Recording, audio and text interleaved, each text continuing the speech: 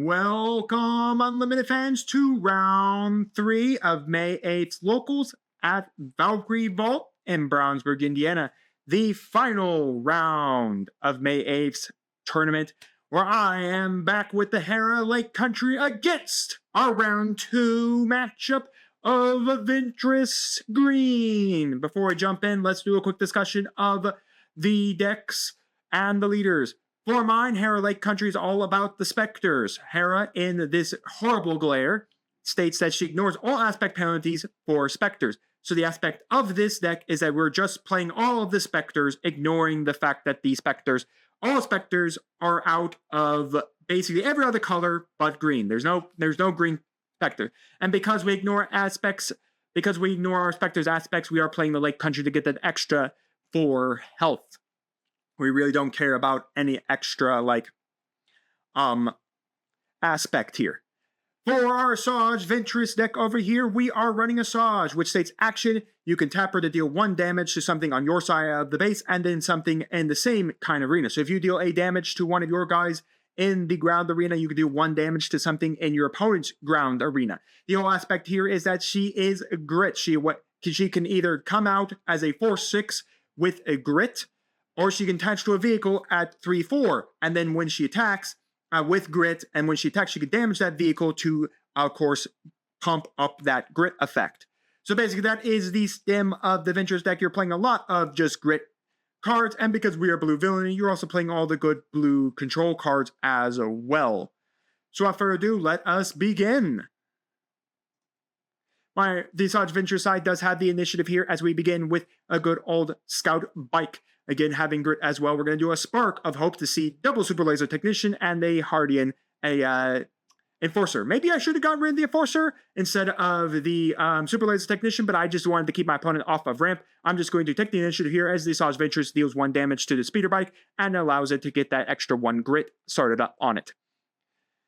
So anyways, we're looking through my hand. I'm not exactly sure what I want to do, but anyways, I'm going to pay the 3. I'm going to put out the Phantom 2 on the board. Again, it can attach to...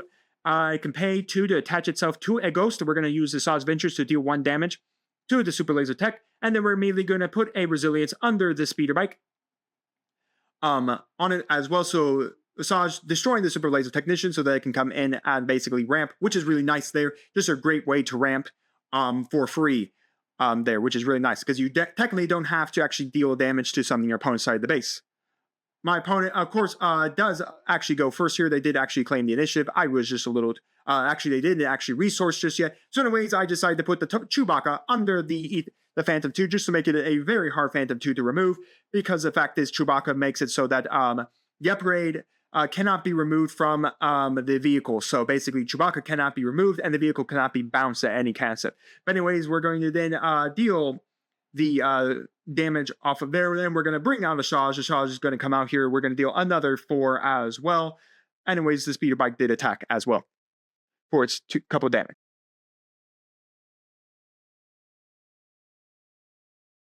But anyways, as we move on to the next part of the thing, I'm going to put out a blue leader. And then I'm going to immediately pay the extra 2 to allow it to come down and get its extra 2 experience. And then choose what I want to ambush into. We're immediately going to ambush into that.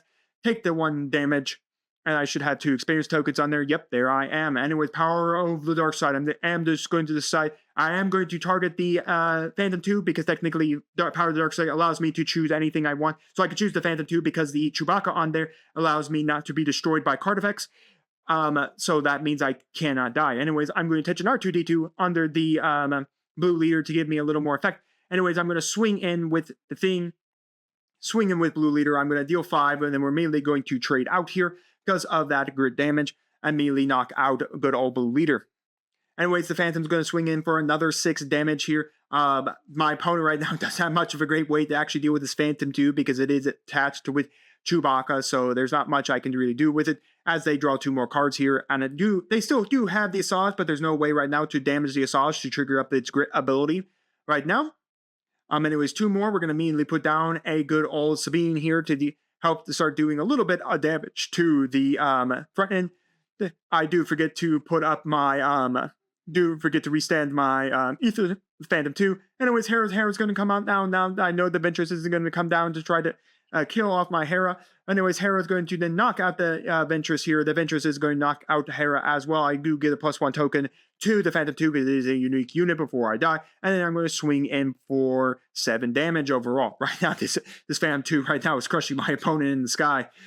But anyways, after that, Hera doesn't do much on her front side besides just ignore the aspect penalty like she does on her backside. But her backside is, her awakened side is so much better as I'm able to give all of those +1 tokens to unique units, which again, most of the cards in this deck are unique units, as we have a Outland Tie, mainly giving a +1 to the Enforcer. Then I'm going to go Bamboozle to remove the experience token on the Enforcer and then rest it off so I don't have to worry about it. Then I'm immediately going to go and put out a Chopper, and then my opponent is going to claim, and then I'm going to swing in with the good old Phantom here to deal that 7 more damage points on my opponent and make them regret ever having to deal with the fact that this Chewbacca sits here and basically he's the most nuisance card to get rid of because of his effect where he can't, the unit can't be returned to my hand and cannot be destroyed by enemy card effects. So anyways, my opponent did take the initiative there as we officially passed after my opponent. But anyways, I'm basically going to be able to take this game here with the Phantom because there's really no way for me to deal with there's really no way for my opponent to really deal with the Phantom because there's physically no way to do it. There was a talk about the judge of how Chewbacca works here. The fact I think they wanted to, I think I saw in their hand a Rival's Fall. They want them to want to try hit this with a Rival's Fall, but unfortunately, due to the fact of Chewbacca's effect, there's not really any way for the Rival's Fall to go off because of Chewbacca's effect of protecting itself, protecting the ship it's upgraded to. So, yeah. So Chewbacca's a nuisance on the ground as much as he's a nuisance on a ship. So, unfortunately, there's really not any way for my opponent to really out this Chewbacca. So, basically, I will be able to win on the Aether Sprite unless they get up a blocker, which the Avenger is coming down. The Avenger to knock out the Chopper. I probably should have chosen on the Aether Sprite, but the Phantom, but it really doesn't matter. I'm going to put an R2-D2. I really shouldn't have put, I really don't know why I put an R2-D2, but anyways, crashing 2 with the Vanguard tie, and then basically, I don't know why I just don't swing with this Phantom 2. I guess I'm just really hoping to attack my opponent for it as I go Spark of Rebellion to get rid of the 1 Chouts and deal 1 more damage to the Enforcer. I don't know, again, why am I not swinging with this Phantom 2? Phantom 2 for win, basically, right there. I could have won this game a whole lot quicker.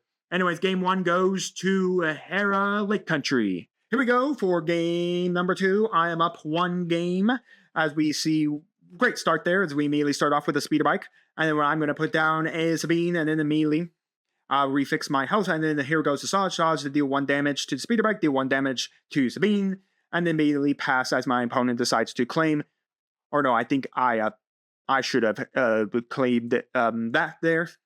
I can't remember. Doesn't really matter. We'll see who starts out here because I sometimes forget to flip my icon if I have actually claimed, and I did claim. So anyways, I'm just going to have Sabine kill off the speeder so I don't really have to deal with that getting a little out of hand. Anyways, I'm going to go Ezra. Here goes Asajj on Ezra, we're just going to claim initiative again. Asajj to kill off the Super Laser Tech. The Super Laser Tech to come immediately the resources, deal 1 damage to Ezra. Here, Ezra is going to swing. I'm going to look at the top card of my deck, and I'm deciding I'm just going to keep it. I am going to play it, so I am going to immediately bring out Sabine here, so I can immediately have the Sabine trigger here as well. Anyways, then we're going to have another Super Laser Technician, and then we're just going to deal 1 more damage over to the Sabine here. Then we're going to tap 3. We're going to do Power of the Dark Side. Who do I wish to kill? Really is kind of a tough choice here, but I just decided to get rid of Sabine. Ezra is really nice because I can at least look at the top card of my deck and decide what I want to do with it. My opponent is deciding not to decide to flip Ventress here. I think because they probably have a ship in hand they want to utilize Ventress for, as my camera decides to get out of focus a little bit. But anyways, Ezra to swing again. We're going to look at, it's Kanan Jarrus, really good top deck right there. Kind of reason why I kept Ezra. Anyways, resupply carrier to resource will yet another card on play because apparently my Asajj Ventress opponent needs to just continue to do anything. Anyways, triggering the effect Asajj Ventress, I basically claim there's nothing else I can really do. I'm still out, I think 1 more card from flipping Hera. But anyways, now Asajj Ventress is coming down on this resupply carrier. This is now this will now become a humongous resupply carrier that I have very little to actually deal with it because there's not really much you can do with a massive resupply carrier. Again, having grit thanks to Asajj and being able to damage itself for 1 more, and is at a 9 health resupply carrier, actually. Anyways, we're going to do a lot. We're going to go Maul into Kanan Jarrus, which makes absolute sense to me. Why not? I probably should have actually swung the Kanan Jarrus first with the thought of that my opponent probably could have knocked out Kanan Jarrus, or at least get his effect to at least mill 2 there for himself. So I'm not 100% sure. But anyways, Ezra, I think at one point in time in this thing, I tried to use Ezra's ability to swing in and hit them all. And then I think that Ezra's ability allows me to look at the top, but Ezra's ability actually states on it that he has to survive the battle to do it. Anyways, we're going to immediately go in. My opponent's immediately going to crash into the ghost. Doesn't really matter here. They are still very much alive at this point. But now that, so anyways, I'm going to go Ezra, and I, okay, so I don't do it. At some point or another, I think I accidentally misplayed an Ezra once. I think it was in round 2. I think it was round 2 I misplayed an Ezra. But anyways, there's not really much else I could do. This Asajj is massive right now. Technically, it doesn't have to damage itself or anything like that. As we see, my opponent got a Vanquish. Not that the Vanquish is going to help here, but they did get an Overwhelming Barrage, which is going to make this Asajj Ventress even more massive. We do have the Overwhelming Barrage. We are basically could just nuke off the Hera without question. This Asajj Ventress is just massive on its potential. We're going to put out the Phantom 2, like that's going to really do much of anything here. And this board side, I do have another Chewbacca to power it up, but anyways, the Vanquish is going to immediately knock that out before it becomes a nuisance, because once it had Chewbacca on it, there's not much else I can do with it.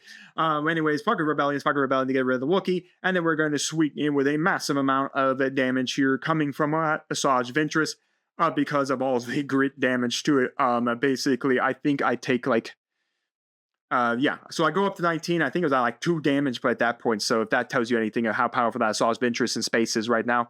Anyways, my opponent is going to claim I'm going to put down a Hera pilot onto the ground, just trying to at least get a little bit of health back on my base. Not that it's really going to matter in any capacity because all that. But yeah, I do scoop it up here and give it to the Asajj Ventress as we move into game number 3. Welcome to game 3, everybody. As we, both my opponent and I, have finished up resourcing here. I'm going to start off with a Hera pilot and down on the ground. Not exactly the greatest thing, as we have an N1 fighter and the space as my camera gets back into focusing again. Anyways, damaging the N1 fighter into the spaces because, again, it has that grid ability and it is a really good thing to hit. Anyways, not much else. So it looks like our opponent is going to resource a resupply here. Much thing. Then we're going to put out a Phantom 2. And then we're going to immediately have the Resilience, which is really good, onto that N1 Starfighter, which makes it even more of a problem. Anyways, we're going to heal 2. I don't have anything to heal off of my base. I probably should have just passed for a turn. But anyways, now we have a problem. Now there is a massive, that is now pumped up also with a +1/+1. And he's hoping to keep it alive long enough for Asajj to come down onto it. Another point of damage onto that. And then we're going to do 1 point of damage onto the Phantom 2. Thanks to the Asajj effect, and then we're simply just going to pass no attack from the N1 Starfighter here. But that N1 Starfighter now is a massive problem because it is just massively huge, and even if the, and I do have grit on my thing, but I think my opponent didn't realize I had grit, so I swing in with 4 damage, and unfortunately it does knock out both sides of it. My opponent, I think, realized it a little late on the fact I did have the grit point there, so I was able to knock out the N1 thanks to it. So anyways, Charleston coming down with 2 experience points. Unfortunately, that does going to kill off this Hera because I don't have a way to deal with it. But anyways, we're going to bring down Kanan Jarrus. Finally, he's coming down a little bit here to help us out. Trust me, in both the games I had up here on video, this is the only game. Game 1, round 1, I didn't see Kanan Jarrus at all. I think I saw him in round 2 a little bit, but I wasn't recording round 2. Round 2, just so you all know, I did play Ray Blue. So anyways, we have Vanquish to get rid of the Kanan Jarrus. Makes sense to me. Not wanting to really mill your deck 2 cards and then healing a bunch of stuff is not exactly a fun thing for most deck strategies. But anyways, we're going to tap out and we're immediately going to go to Bright Hope. We're going to bounce back to Hera, which is actually really good here because, again, Hera really can't get rid of Charleston, but I can then attach Hera to the Bright Hope so that Hera can have the heal from the Bright Hope. Also, I can use it if I have the Ghost in hand, which I do. I do actually have the JTL Ghost in hand too, so I can attach that so that I can get... So I can have all my Spectors gain Sentinel, and I can also have all my Spectors have Restore 1 thanks to the attachment of Hera, the Hera pilot. All right, so anyways, we do have a Bright Hope here guarding up the space just a little bit here as I attach the Hera to Bright Hope so that I can give it a little more health and a little more durability. Also allowing it to heal 1 is not actually all that bad either. Anyways, I'm going to go down Sabine on the ground. Then we're immediately going to have a Super Laser Technician come down. I'm immediately going to swing the Bright Hope. I'm going to knock out the Vanguard Tie. I'm just trying to keep my opponent off of any space units that the Asajj Ventress can attach to. And anyways, Asajj to deal 1 damage to the super laser tech, to then place it in the resources and then bring out good and then deal 1 damage to Sabine. Hera is going to then knock out Charleston. I'm going to take back 4 damage from that, and then I'm immediately going to give an experience token to Sabine. One thing you can do in this deck is you can also place Death Star plans, and because that Sabine states that while she's rested, she cannot be attacked. So it's really cool. You can put the Death Star plans under her, and then as long as she's resting, your opponent can't take the Death Star plans from you, so that the first unit you play that turn, first unit you play, you can basically get a reduced cost on, which is a kind of fun thing you can do in this strategy. I wasn't playing the Hera strategy, so anyways, we have a experience token from the Outland Vanguard TIE Fighter coming down onto the good old Wookiee there, as I kind of decide what I want to do here with my attack strategy. Anyways, I think I have the Ghost in hand. I could bring it down to get Spectors. So anyways, I'm just going to have Sabine crash over the Wookiee, just so that I can make sure that, again, that grit doesn't get out of hand, as we have the speeder bike coming down as well. Again, I'm just trying to control all the aspect of everything. Anyways, another Outland TIE Fighter. Nothing you really much to do there. I'm kind of deciding on what I want to really do here, because again, I really do want to control my opponent from having any great capabilities here. Again, controlling the vehicles so I don't have to worry about the vehicles as well. So anyways, I'm going to go to bring down the Ghost because I really want the Hera to swing first here. My opponent did decide to completely just take the initiative here. So powering up the Ghost, and then basically now all my Spectors have Sentinel on them as well. So anyways, swinging in with the Bright Hope, knocking at the vehicle. Like I said, I'm just trying to keep vehicles off of my opponent's board so I don't have to worry about them using those vehicles to then attach with Asajj and to make a massive Asajj of interest in the sky. Not that Bright Hope really matters. We got Super Laser Blast. Again, a reason why they did not decide to bring out Asajj, because Super Laser Blast just go whoop, everything off the board now. Except Chewbacca. Because he can survive a super laser. But anyways, we're going to go Sabine's masterpiece down here. We're going to immediately flip over Asajj onto the ground. And then I immediately, to get some more stuff here, I'm going to immediately pin 4 more to have Sabine come down. 4 damage all from Asajj onto that. Doing 10, I'm going to take the initiative here and immediately pass over. I do have the old Ghost from set 1 in hand, which is on play. When attack, I can give a Spectre, a shield token, which is really nice here. Again, I can also play that. Then that triggers Sabine's masterpiece to allow me to get back heal 2 on my base. So I'm mainly going to do that. So I'm going to put a shield on good old Sabine here. Again, Sabine is yellow, so I do also get to restand a resource, but it does not matter. It doesn't. I'm not going to be restanding any resources here as a Rival's Fall to knock out the Sabine. I'm going to put an R2-D2 under Sabine's TIE Fighter, Asajj dealing 4 more damage at base. I'm going to do Sabine's TIE Fighter on attack. I get to heal back 2 because I have a blue unit currently on the board. Anyways, we're going to pass 2. Sabine's TIE Fighter is just really good overall for any heroic strategy, because as long as you play a diverse amount of different things, blue healing, green giving experience to anything on your board, red dealing damage, and then yellow allowing you to restand resources or rest your opponent's resources, is pretty nice. Anyways, 3, we're going to throw a Chewie. Chewbacca's back, everybody. He's back. And this time he's under Sabine TIE Fighter. Once again, R2-D2 allows me to add 1 additional pilot to a vehicle that he is attached to. So anyways, I'm going to put Sabine down onto the ground here. And then basically that gives me the red also. Then I'm immediately going to swing the Ghost. Ghost into base, give a shield token over the Sabine on the ground. So just to give Sabine a little bit of ability. So anyways, then we're going to swing in this Sabine's masterpiece. I'm going to heal back 2, and then I do get the red ability to deal 2 damage over to Dr. Pershing, thanks to having a red unit on the board. So anyways, my opponent did claim initiative here as we officially pass, and then we're just basically going to charge up. As of right now, I'm in the driver's seat, even though it looks like I'm not because of all the ground stuff. But in the space, I have a big chonky Ghost, and I have a big chonky Sabine's masterpiece right now, and I can give shield tokens all over the place to both Sabine and to Sabine's masterpiece. So I can give it to the masterpiece and Sabine itself, and I can protect them with shield tokens thanks to the Ghost in the sky. So right now I am pretty safe on all of that, as my opponent takes a read of the red Sabine to kind of think about what they want to do for this. Again, the shield token does state on it that the overwhelming barrage would ping off the shield. So +2 on the Asajj. We're going to ping all the damage onto Sabine's TIE Fighter, the masterpiece here. Just talking a little bit about the fact that if they pinged off the shield off of Sabine's masterpiece here, I would be able to restore another shield over to the Ghost. From the Ghost again. So anyways, double shield Sabine right now, swinging in for another 4 off from my opponent here.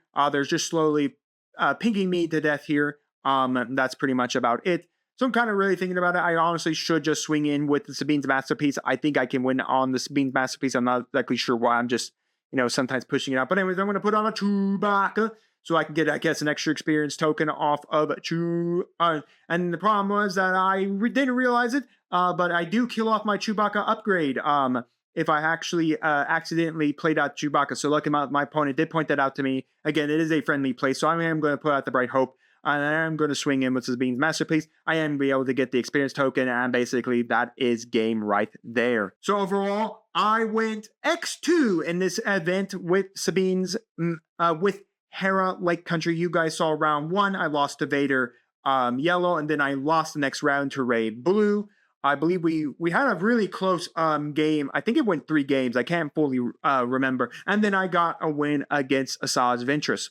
But nonetheless, you did kind of see the power of Asajj Ventress here when she's attached to a really big vehicle and she's powered up on her grit effect, and I don't have a way to remove the big vehicle or protect my life from the big vehicle. There's a lot of damage this deck can deal out.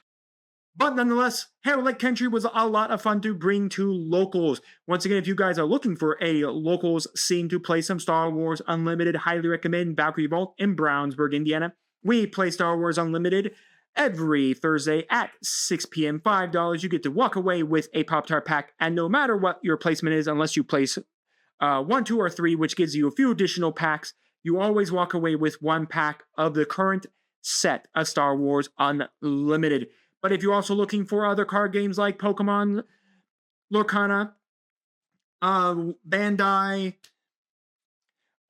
Magic the Gathering, big Magic the Gathering scene there, you can all find it all there. They play as well. I will leave a link down in the description below to their shop page where you can get a link to the Discord if you guys want to check out their Discord page and start chatting with the store. Nonetheless, it was a lot of fun in this game, but let me know your thoughts down in the comments, your thoughts on the decks, your thoughts on the leaders, your thoughts on the gameplay, and while you're commenting, do make sure to like the video, subscribe to the channel, and ring the bell so you get notified when my videos go live for you, and we'll see you here next time. I'm Dragons, TCG.